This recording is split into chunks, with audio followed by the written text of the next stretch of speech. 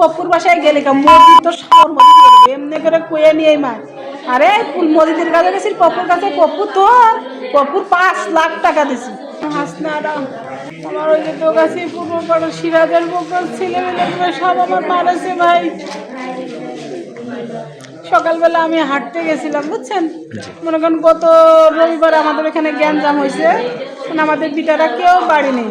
আমরা গত পরশু দিনকে মজিদ ভাইয়ের বাসায় গেছিলাম, পপ্পু ভাইয়ের কাছে গেছিলাম, মানে এই ওদের রাগ, মানে বিটারা তো কেউ বাড়ি নেই। আমি হাঁটতে আসি, আজকে দেখি প্রায় 40-50 জন হলে রাস্তা দিয়ে ঢাল নিয়ে দাওটাও নিয়ে মনে করেন রাউন্ড দিয়েছে। আমু সামনে পড়ে গেছে, ওরে একজন করছে ওই দেখ ওর ধর, এই হলো পপ্পুর বাসায় মসজিদের বাসায় নিয়ে গেছে। তাই কয়ে ভাই আমার মার, এই তুই পপুর বাসায় গেলি মসজিদ তো শহর মসজিদ দিয়ে দেবে এমনি করে কয়ে নিয়ে মার। আরে মসজিদের কাছে গেছি পপুর কাছে, পপুর 5 লাখ টাকা দিছি। লিটন আর যে নাম কি মাসুদ বলেছে, মাসুদ লিটন মাসুদ আর সিরাজ বলেছে, সিরাজ মাসুদ লিটন পুরা মনে করেন এগুলো লোক আমার পরিচিত বুঝছেন। আমার ননদের ছেলেটাও শুনেছিল ওদের সাথে, মনে করেন এই আমার মা শুরু করে টাইনে নিয়ে বেড়াইছে, আমার কাপড় চুপড় ছিঁড়ে দিয়েছে, পরে আর ক্ষতি করে না, পরে কি হয়েছে কোন সময় এনে আইসি কি করেছে, সব পুরুষ মানুষ মেরেছে। জি সব পুরুষ মানুষ মেরেছে। দেখেন আমার কাপড় চুপড়, আমার ফোনটা নিয়ে নিয়েছে, আমার ফোনটা নিয়ে নিয়েছে, আমার গলার চেন টেনে ছিঁড়ে নিয়ে নিয়েছে। পুলিশ তো গেরে, পুলিশের কত টাকা দিছি জানিস? তাই কই এইবার আমরা তার মারামারি করতে চাইনি ভাই। ওই জায়গায় আরো লোক আছে, আপনারা তো সাংবাদিক, আপনারা ওই জায়গায় শুনবে না যে মহিলাটার এই জায়গায় মারেছে, সেই মহিলা কোনো কথা কয়েছে নাকি, এই জায়গায় কোনো জ্ঞানজাম ঝগড়া করেছে নাকি। তো সে তোর ভাতার রাখেন, তোর ভাতার মেরে নিয়ে আসবে, ভাতার মেরে আগে ঠাপাবো, এই তো ভাতার মেরে বলে দিয়েছি। আমার কথা ভাই জ্ঞানজাম দুপক্ষেই হয়েছে, এ পক্ষেও মারেছে ও পক্ষেও মারেছে, তা কেস দুপক্ষের হবে।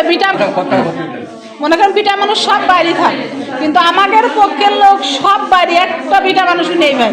রাত 12টা নেই, 1টা নেই, 3টে নেই, পুলিশ যে আমাদের ঘরের দরজা দরজা খুলে লোকজন খুঁজতেছে। তাহলে ওগের লোকগুলো বাড়ি রয়েছে কি করতে ভাই, ঢাল সরকি তাহলে কি করে বেড়াচ্ছে, তাহলে তো অবশ্যই জানবো তারা পুলিশের প্রশাসনে তারা তাকে সহযোগিতা করতেছে। ওই লিটন আর হচ্ছে এইটা মাসুদ আর সিরাজ, এরা বলেছে যে আমরা পুলিশের টাকা দিয়েছি। হ্যাঁ পুলিশের টাকা দিয়ে কিনে রাখেছে। এই পুলিশ কার রে, পুলিশ কি করবে? আমার এক বাড়ির মধ্যে টাইনে নিয়ে যাচ্ছিল ভাই, আমি ওই জায়গাতে দৌড়ে এক গাড়িতে, সেই গাড়িতে টাইনে আমার জামা কাপড় টাইনে ছিঁড়ে নামাই নিয়েছে, আর রাস্তাতে টাইনে নিয়ে বেড়াইছে।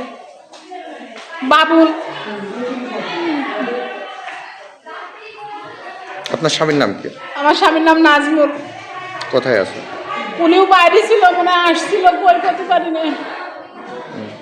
একজন মুক্তিযোদ্ধা বুঝছেন, এমনি যদি আমরা রাস্তায় বেরোতে না পারি, আমরা তার মারামারি করতে যাইনি ভাই কম।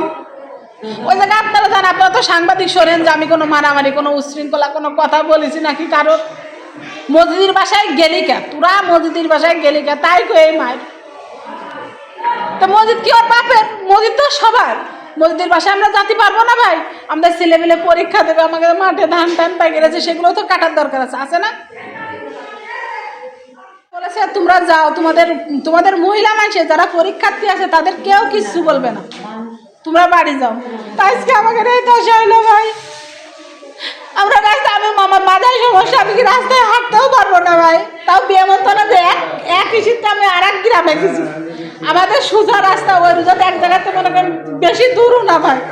আমি হাঁটতে বেড়েছি, যদি জানতাম ওরা ঢাল সর কিনে বেড়েছে তাহলে কি আমরা রাস্তায় আসতাম কন? আর রাস্তায় আসলে আমি মাথায় এমনি করে মারবে ভাই আমার কন ছিলি। এখন কি চাচ্ছেন? আমি চাচ্ছি এর বিচার, সুষ্ঠু বিচার করেন আপনারা।